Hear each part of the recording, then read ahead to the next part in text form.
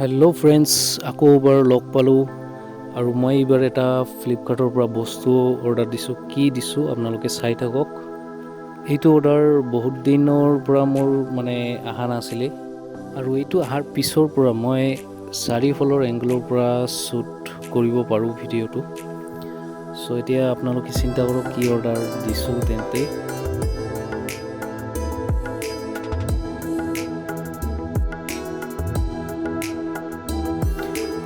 আৰু এয়া ওলালোঁ, এইটো হ'ল চেলফি ষ্টিক কাম গিম্বেল, দুয়োটাৰে কাম কৰে।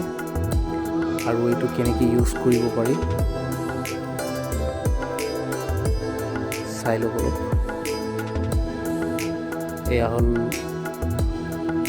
এনেকৈ ৰাখিব পাৰি, ষ্টেণ্ড ৰাখিব পাৰি আৰু হাতেৰে এনেকৈ ধৰিব পাৰি। ঠিক আছে, চ' সুবিধা হয়।